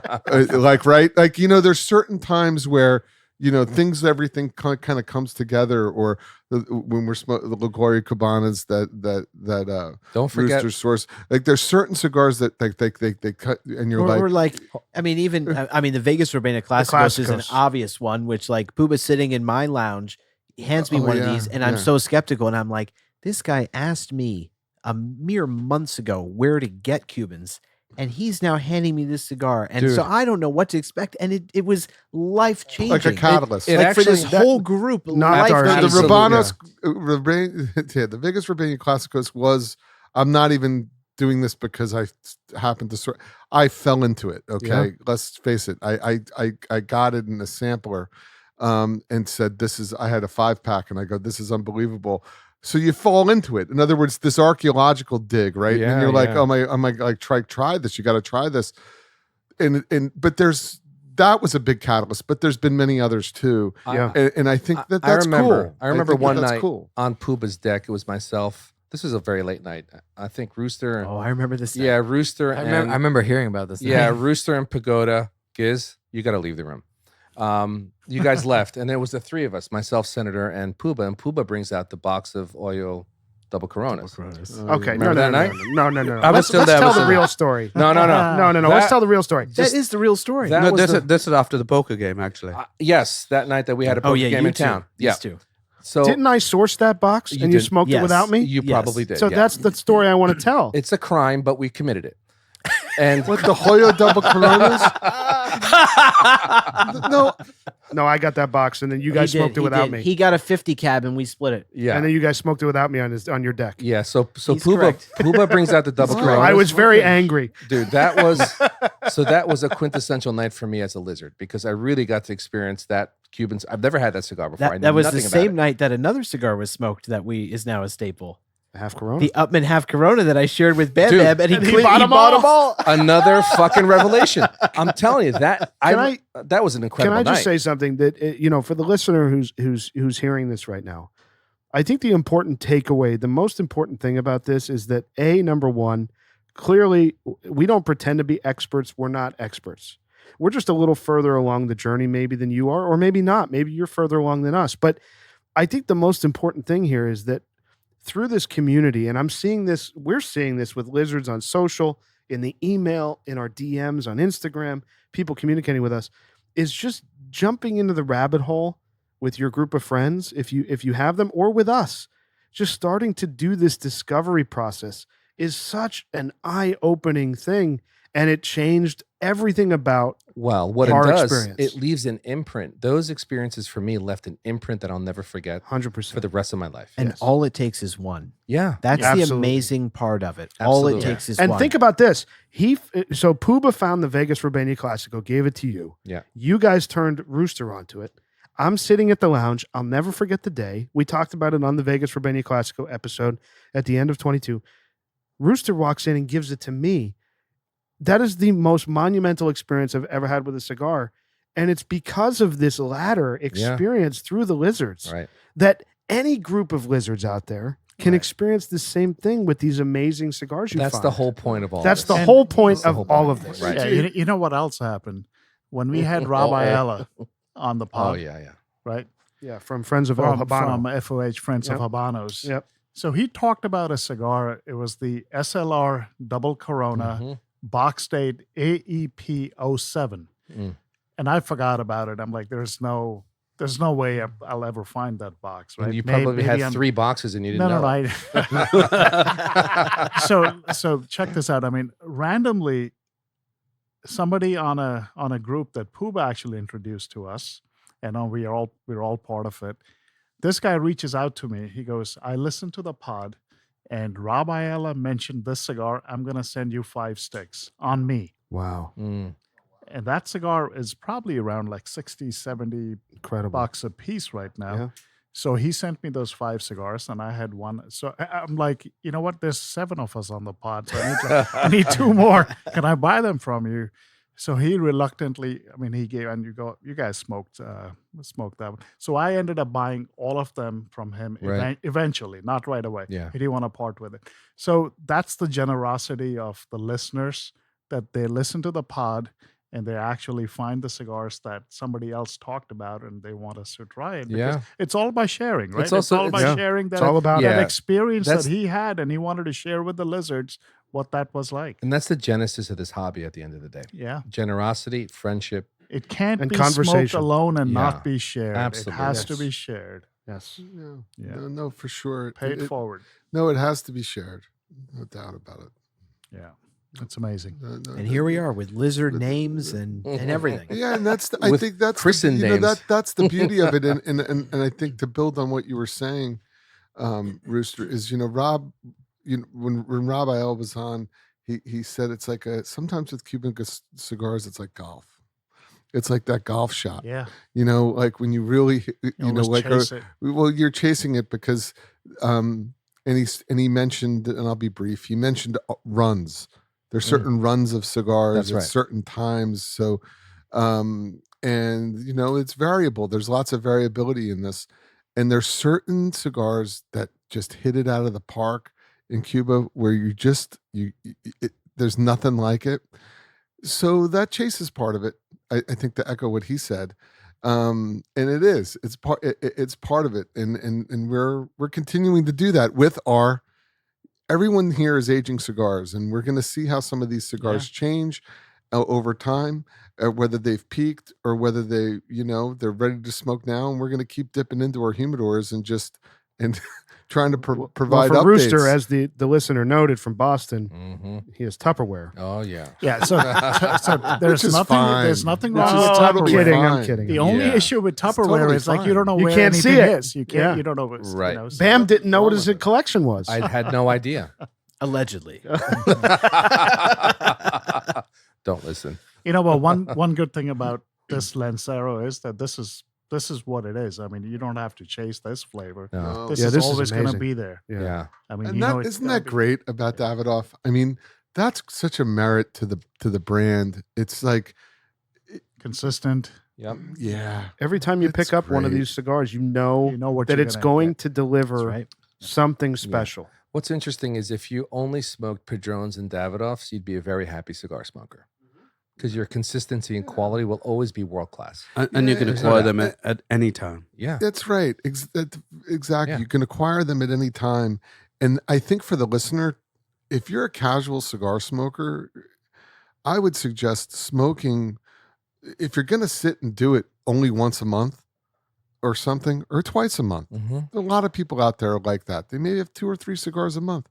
I would highly recommend exploring Davidoff and Padron Yeah. because they're accessible. And if you're going to just do it that infrequently, invest in that Invest in- time well spent. Oh, The level of satisfaction So that you get out of what those two Pooba just said, brands. I think I would echo this. I think we all do. That's an excellent recommendation. You're leveling up your game right off the bat. Speaking of acquiring things, what the hell were you watching the other day that you wanted a gizmo chain? What? Uncut Oh. gems. Fob. It's Have a you heard fob. this? It's a fob you heard this? almost that would go to that would It's- attach to a stopwatch. It's No, it's it lunacy. was a full chain or no in Uncut Gems that Adam Sandler pulled out. That's a great movie, by the Great way. Yes, movie. it It is. really is. So It was a I've heard about gizmo. It was It a is. it was a oh, diamond it's- encrusted gizmo. gizmo. It was and that's what I said to you guys. I was like, "Hey, Christmas is coming." You got to get This that. is amazing. I think it's Adam Sandler's best work. Oh, It's a I love must- that Are you movie. serious? Oh, It's a wow. great movie. It's- Okay, it's so you would love it. it's- Must see. It's Oh, a have must you see. seen this Wow. film? So I have to watch it. I heard all this Dude, hype. They're he's- like, he should get an Oscar for this. Or He's a something. degenerate gambler who owns a jewelry Don't store. tell him. Don't tell No, him. don't No. stop. But that's What's it that's called? just- Premise. That's the summary. That doesn't That's not change gonna the be- What's plot. it called? It's Long not- story short, the Uncut thing gems. that Uncut Gems. Yeah. The thing that you need to know about it is it's revolved around basketball. Yeah. Kevin Garnett's Oh, in it. I'm in. You're I'm in. You would I'm love done. it. Okay, You would so love I it. have to watch this. You have So to the watch funny it, but thing don't is- watch it late at night because It's very about Pagoda's intense. friend Really? Danny. Oh, I mean, Okay. guys, This is- We're gonna make something. would We're you gonna guys? make something with spoilers. Giz. No spoilers. Don't spoil. No spoilers. No. No. But it's good to know that. So the funny It's thing is, intense. Giz sends out this text. He's like, I just watched this great movie. I want this chain. So the funny thing is, I'm a watch guy. So like, I'm not a jewelry guy per se, but I'm a watch guy. So I'm looking all over the internet. I'm like, I got to find this chain somewhere. Crazily enough, this fucking thing is like literally impossible to get. It is. It doesn't so the exist. funny thing is, some enterprising person after this movie made like 200 of these like gold chains with a fucking gizmo pendant on it that like at first started selling for like 250 a pop. I'm like, okay, that's reasonable. And I guess he started selling a bunch of them and realized like, wow, people really want this. So they started going for thousands. The guy like jacked up the price. And now I don't understand. I thought like in fucking China, you would be able to find like replicas of this. They don't exist. However, I want Gizmo to open something. Oh my god. Oh, Get outta here. Get Oh my out of town. Come on. Get out No. of town. Whoa. I'm surprised. No way. I'm Want so Gizmo to open excited right something- now. Something he's awesome. going to get more use of than a gold chain. Well, I want to see him wear it. Oh my god. It's a t-shirt with the chain on it. Oh, that's so adorable. Look at that Gizmo, thing. Gizmo. Oh my God. That is awesome. You know, it kind of looks like you too, Kind of. right? Okay, so for the listener, I'm going to give a visual description real quick. All right, so This is incredible. it is incredible. It's incredible. This is remarkable, and I need to just probe on how you even did this. But anyway, because the artwork's phenomenal. This is So- unbelievable. So it's a black T-shirt, okay, Which is all I wear, Which by is the way. all Gizmo wears. As soon as I was able to do this, That's this is correct. It's Gizmo all style. he wears. It's Gizmo style.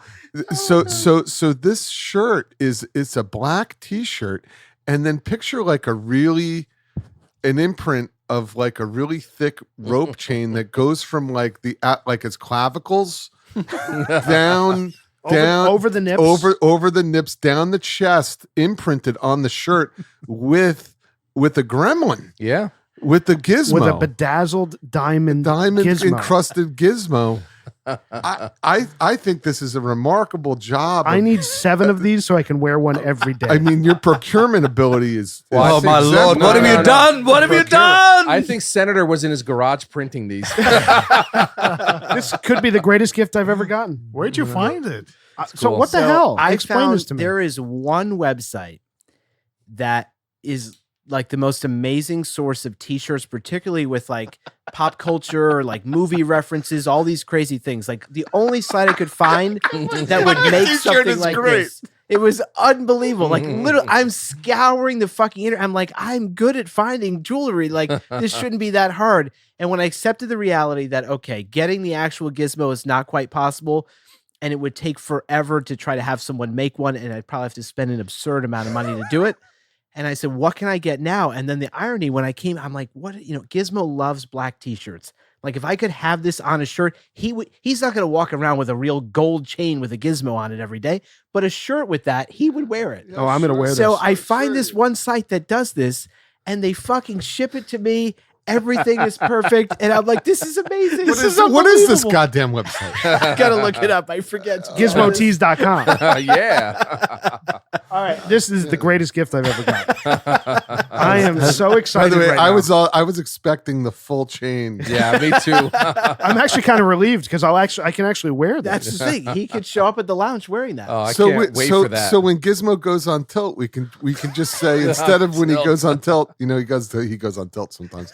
So we could say he's off the chain. He is off the chain. Now we could say Gizmo's off the chain. Oh man, that's Senator, thank you. That is a phenomenal gift. oh, yeah. my lord! I can see him in my Cuba Lord. just wearing this every By the way, day. I'm going to wear this to Leguido the next time we go to Cuba. Don't do that, please. I can't wait. Bam doesn't like when I wear graphic tees. No, I You should don't. have had fake collars on it, please. Fake collars. No, Fix that. no. This is going to become. I see this becoming a signature. Because Giz, when he sinks his teeth into something, it's like forget about it. Which is why this a huge reason why this podcast has been as successful as it's been. Of But I course. could see that being like if you go to like trade shows, Oh. like you got to wear that Oh, like yeah. everywhere. Like that's your whole signature. I'm going to wear this to You need, PCA. like, right, exactly. You need like 5 of those, so everyone's like, "That's the gizmo. That's the gizmo." Look for the guy with the chain, with the gizmo, With the chain t-shirt. chain T-shirt with the gizmo idol on it. That's That's him. incredible. That's your signature. That's sure. Your new All signature. you need There on the go. back is like a number that says like "lub," like LUB on the LUB back. number 14. 14 gizmo.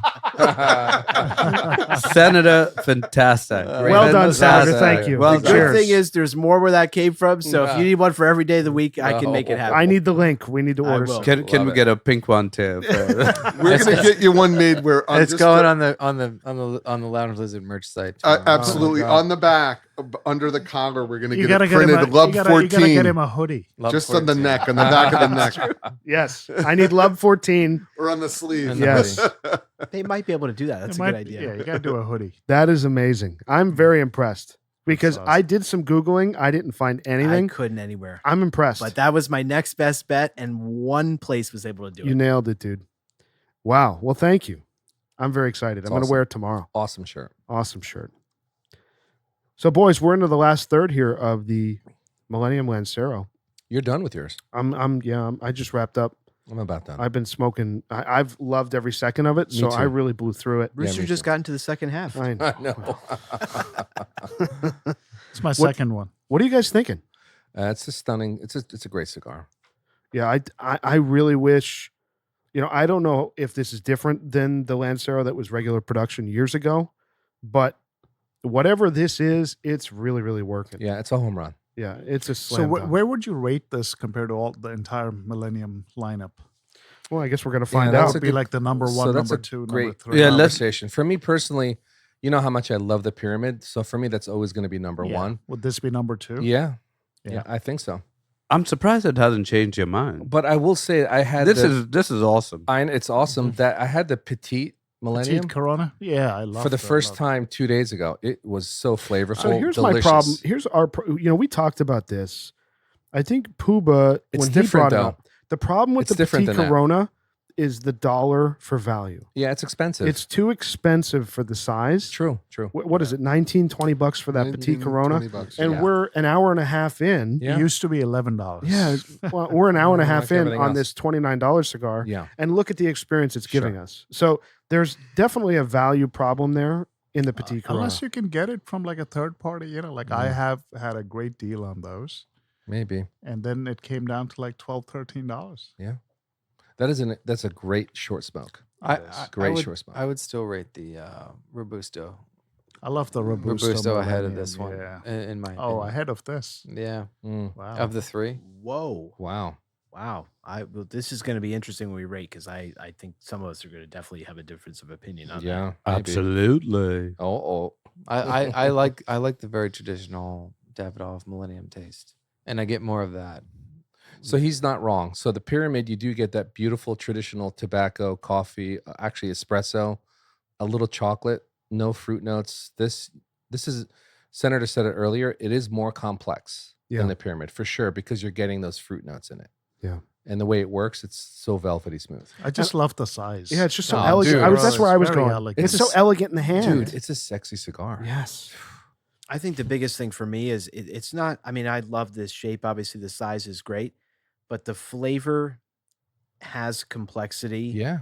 And I do like that, the Millennium, and I'm fine with one act plays. I mean, for me, probably the biggest virtue for me in a cigar is consistency. It's like I know what I'm going to get every time, and I'm happy with that flavor profile.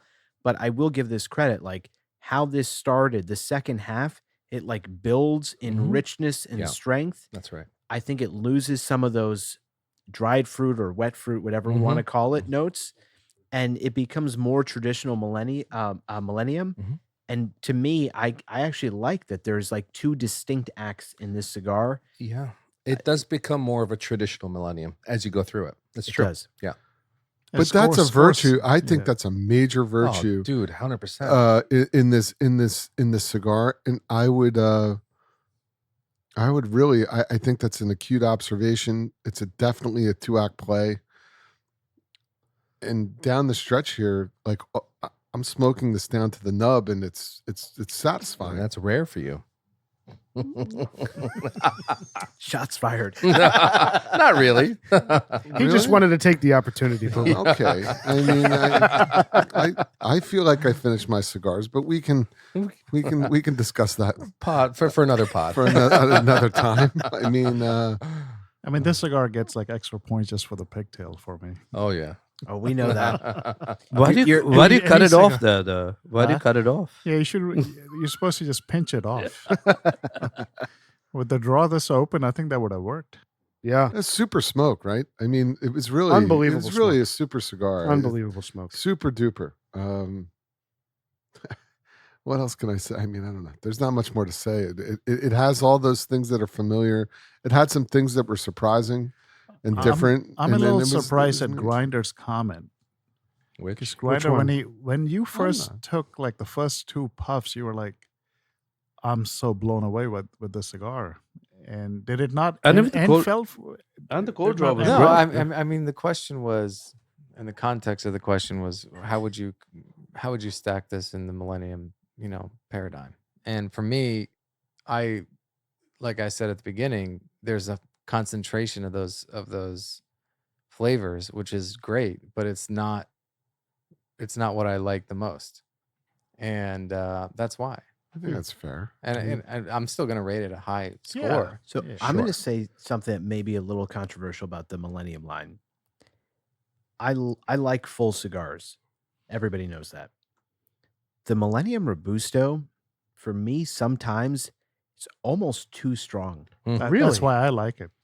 Honest, I Really? mean, no exaggeration. So, like it? a friend, I a like friend it a of lot. mine who's a member at our lounge, we were somewhere once, and I had given him like a shark or something, and he's like, "I got to give you something in return. Please take this." And it was the Millennium Robusto, and I don't have a box of those. I don't smoke them very often. And I said, "Okay, this is perfect. Something I don't have or smoke a lot, so I'll have one." And I lit that Millennium Robusto, and I was probably 4 cigars deep at that point. And I was like, "Wow, this is a strong." I mean, I don't consider the Millennium Pyramid strong. I It's think not. it's medium full. Yeah.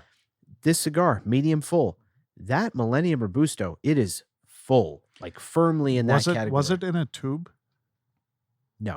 It wasn't. Okay. Or me. Now I'm forgetting. I don't know. No, This was at our place that is known for its pours. So actually, I won't. Yeah. I'm not certain.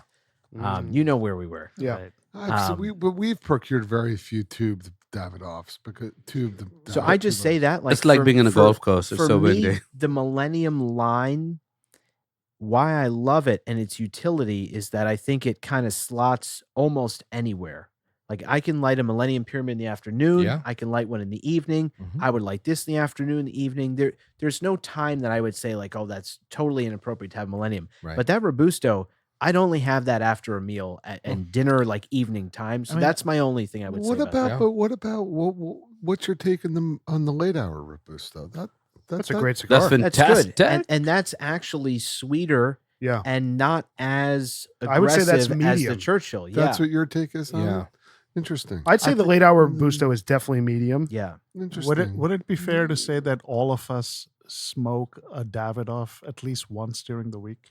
Yeah. Probably everybody but me. 100%. I'm Us- probably the only one that's not regularly Yeah. smoking That's true. Davidoff. I smoke a lot more because of the Dominicanos. Yeah, Yeah. Dominicanos. Yeah. I and- mean, and for the a Millennium. Pagoda, it's honestly probably daily.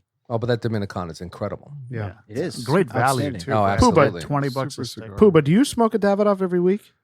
Not every week. Yeah. No, not I every feel like week. you and I are probably the ones that, Mm. excuse me, that don't smoke Davidoffs every week. I just tend to lean towards We know. You guys know. I just tend to lean towards Upman and Partagas. Yeah. Just it's as just habit, but that doesn't mean that I wouldn't. You know what I mean? That's what I have in my humidor. It doesn't mean that I wouldn't. But this is a catalyst now. Yeah, so now this is I'm- a good one. So Yeah. this cigar now is making me say, "Ooh, I want to smoke more Millennium." And again, to your point earlier, it's $29, and to get this kind of experience over 90 minutes, 90 plus minutes, And complexity. and complex, Yeah. everything about it. Yeah. I mean, that's, to me, at $29, that's good value. And also It's the really good presentation of this box, Yeah, the 10 count box. 10 count box. It's in a really- wooden box. Wooden Yeah, box with a sliding lid. top. I really need. cool. I need to get a couple boxes of these. I think that it was. I really thoroughly enjoyed the cigar. Yeah. Very much, very much. Yeah. I know a guy who knows a guy who knows a guy. His name is Gizmo. He smoked. He's small. All right, boys, let's rate the Caol 12-year single malt scotch. Okay. Great. For me, it was a great pairing tonight. I'm curious how this rating's going to end up. We will see. But Bam Bam, we're going to start with you. So I love the spirit. I thought it did overwhelm this cigar just a bit. Just a bit. I would probably prefer to have this this spirit with a cigar like an Exclusivo or an E2 Mm. rather than this cigar. I'm not saying that it was a bad E2 pairing. is a surprising call out Yeah. there. Well, for me, it's a richer cigar. I would probably give this spirit. I'm going to give it an 8. 8. Okay. Grinder. I'm actually giving it an 8 as well.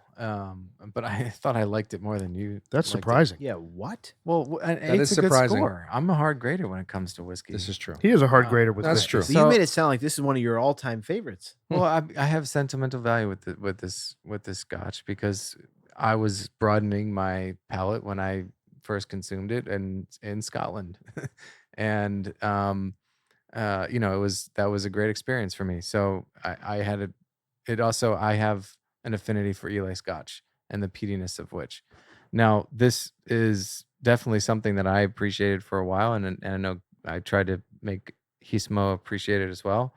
But when I think of Islay peaty Scotch, I think of Lagavulin 16, and then Caol is below it, and I would say Lagavulin 16 is a 9 for me, and I don't think I've ever given any Scotch a 10, maybe except for Macallan out of sentiment.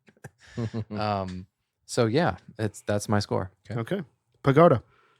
Well, this is an interesting one for me because when I smelt it the first time, it started a very like sweet caramelly, and then I really got a bad whiff, and then Sorry, A bad whiff. A bad whiff. I don't know how to express it. English is my second language, guys. It's like he was going downtown for the devil's chocolate. English is my second We know what that language. means.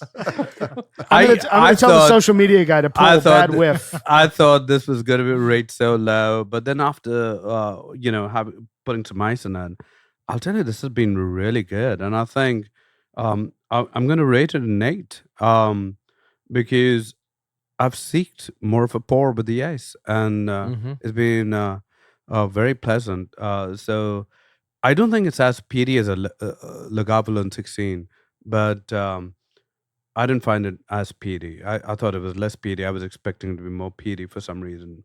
But having said that, it's an 8 for me. Senator. So this is interesting. I'm in lockstep with all of you guys, and I'm glad I was asking Grinder because I was worried when we started that I think we both really like Lagavulin. I was worried that you like this more than Lagavulin, but that's not the case. So I'm in the same camp. Lagavulin for me, 16 is a 9. I would give this an 8, and I'm glad that we put some ice in here because when it started, I would have given it a 7. But most 12, I mean, honestly, I think every 12-year Scotch that we regularly drink, we drink with some ice. It's not like we only sip that neat. Yep. And so I think it was very fair to do that. And I think it really opens up, and I think it brings the best out of this Scotch when it has a little bit of ice or just a little bit of water. And it got creamier and smoother, sweeter. And that's where it wasn't clashing as much with this cigar. I do agree with Bam, though, that I still think, even though this isn't as peaty as Lagavulin 16, the amount of peat for Mhm. how I still think, I'm sorry, there's very little peat in this cigar, if any. And so I think it overpowers it just a bit. But I would drink this happily, many times beyond this pod we're recording. And so for me, it's an 8. So this is interesting for me because from when we first started to where we are now, even with the ice, where it paired with the cigar, I'm a 9. Ooh, Wow. wow, I really enjoyed this. interesting. I think because I have Lagavulin at home, I've actually preferred this to Lagavulin tonight. So I happen to enjoy the spirit. It's just the pairing itself was maybe just a slight tinge off, but it was delicious with the right cigar.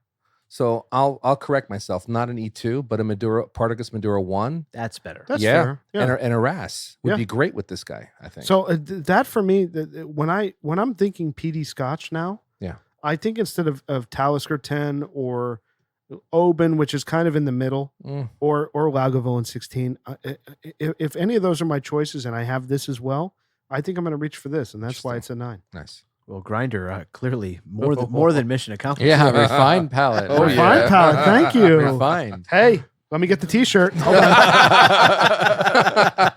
That doesn't look refined, right? I'm ignoring you. No, you Kuba, look go ahead. You look adorable. Yeah, I'm going to be pretty brief. I mean, I agree with all the commentary here, from everybody. So for me, I'm not going to. I agree with it. The commentary put forward is for me. It's an 8 for me. Very, very, very nice. And what, like I stated in the beginning, was the pairing from perfect with this cigar and that Scotch? No, but who cares? We're this Scotch for me. I would buy it. I think it's a strong recommend, and it's an 8. All right. So the Composite Lizard score on the formal liquor rating is an 8.2 Okay. on the Cal Isla 12-year. Wow. I think Very that's a great fair. score. It's a Yeah. really nice. I'm very It's a nice comfortable with spirit. that. It's a really good. I'm very spirit. I comfortable mean, with that. Anything over 8 is a Yeah. definite recommend. It's an excellent Yeah, score. very comfortable with Yeah. that. All right. So the Davidoff Millennium Lancero 2023 limited edition. It's time to do the formal lizard rating on this thing. Rooster, you're up. Yeah, great cigar. I mean, very, very satisfied with this. Definitely going to try to get some more boxes. Yeah. So for me, it's a 9. Excellent. Puba. Yeah, it's a 9 for all the reasons that were stated during the podcast. It's a 9 for me. So I gave the Millennium Pyramid a 9. Mm-hmm. And this, I'm having difficulty right now. Yeah. I'm having difficulty because this is better than that cigar for me. I'm enjoying this more than I do the Pyramid, which I know Bam is, No, no to- offense. To each his own, dude. But the size, the flavor, the delivery, the smoke output, everything about it has been great.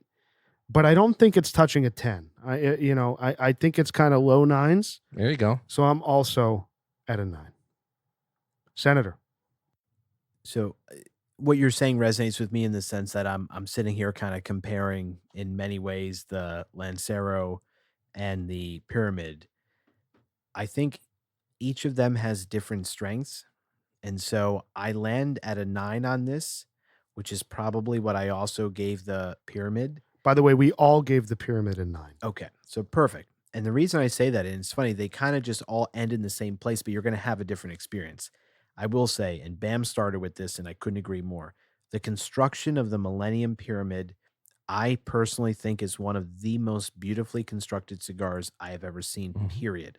I would not say that this is the most beautiful Lancero or cigar I've ever seen. I think we talked about how it's a little bit rustic in the construction. Like you look at a Millennium Pyramid, It's perfect every it time. almost doesn't look real. You don't know how it could be made so perfectly. And so this doesn't have that from a construction standpoint. I mentioned how the ash on a Millennium Pyramid, I mean, it feels like you could almost smoke all the way down without having to ash. And this, you got to keep ashing. And that's just the virtue of the size. That's a function of the size, right? The shape. I get that. The flavor, in this is definitely more complex than the Millennium Pyramid, and that's where it starts to score higher. Two-act play, as I said before. I love this introduction of those fruit notes up front, which I don't get at all from a Millennium Pyramid. But what I will say, the final third of this, the Millennium Pyramid, Bam will always smoke till his fingers are burning on that cigar. On that cigar, sure. And I find myself even doing that a lot of the Mhm. time with it, and it's super satisfying. This in the final inch, half an inch, is satisfying, but I do feel the flavors get a little bit muddled when you get down to the very, very end of it. And so for all those things, like they both net out to a 9, but I think the experience is different. And so each has a time and a place. All right. What was your rating? Sorry. A 9. Okay. All right. Pagoda.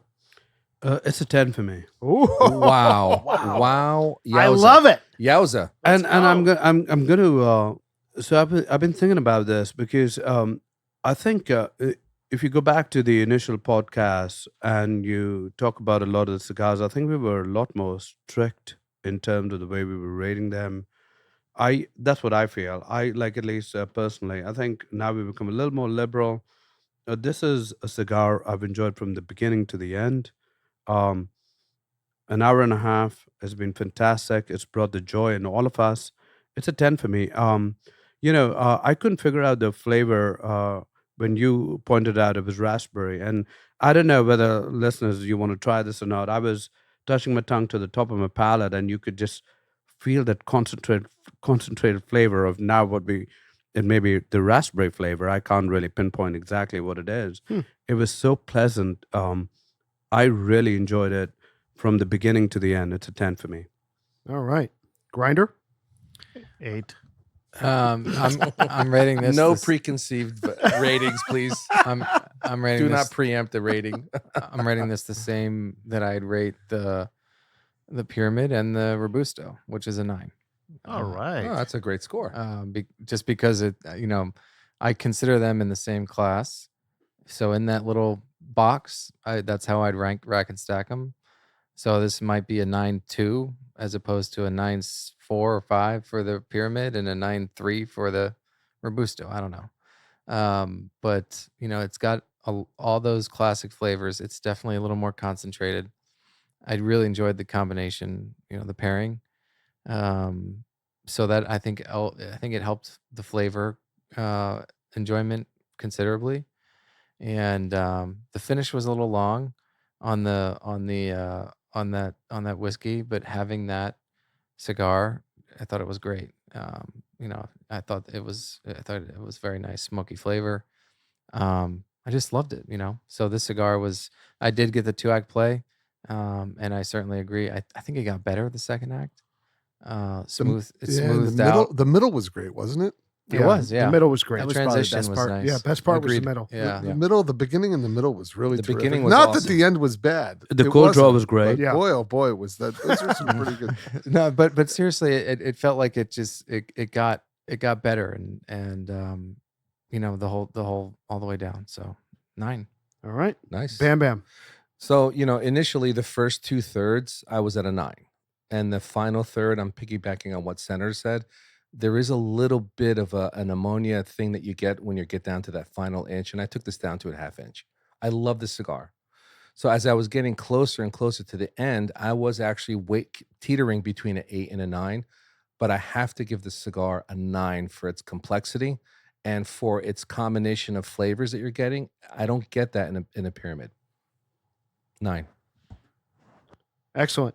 So the Composite Lizard score is a 9.1. Fantastic. Just on the It's great. edge. It's okay. Almost a 9.2, Yeah. but it's a 9.1. There you boys. go. Now the shape has a lot to do with it because it's so elegant and beautiful, which is why for me it edged out the Pyramid Yeah. Yeah. And it by 1 point, our Composite Lizard score on the Pyramid was a 9.0 Right. when we did that. by 0.1 actually. Yeah. So it's just edging that a little bit. And I think it's flavor that did that. I don't think Absolutely. it's its elegance. I I actually agree. think the Pyramid's more elegant. It but is. I think the flavor is what did it. Agreed. Yeah. Agreed. All right, boys, a great night tonight. So we had the Caol Isla 12-year aged at an 8.2 and the Davidoff Millennium Lancero at a 9.1. An excellent pairing. Excellent night. Excellent night. Great conversation. Hold on, let me get my T-shirt. Yeah, put that up to Stay your on, breast. Hold on. Stay on the chain. Put it to your breast. Let's see it. Stay on the There you chain go. for the close. Hey, by the way, Senator, that's a 10. The shirt's a That's a 10. 10. The shirt's a 10. All right. Great night, guys. Great. Excellent night. And we'll see you all next week. Keep smoking. Hope you enjoyed this episode. Thanks for joining us. You can find our merch store and ratings archive at our brand new website, loungelizardspod.com. That's loungelizardspod.com. Don't forget to leave us a rating and subscribe on your favorite podcast platform. If you have any comments, questions, if you want to reach out, say hello, tell us what you're smoking, email us, hello@loungelizardspod.com. You can also find us on Instagram @loungelizardspod. We really appreciate your time, and we'll see you next week.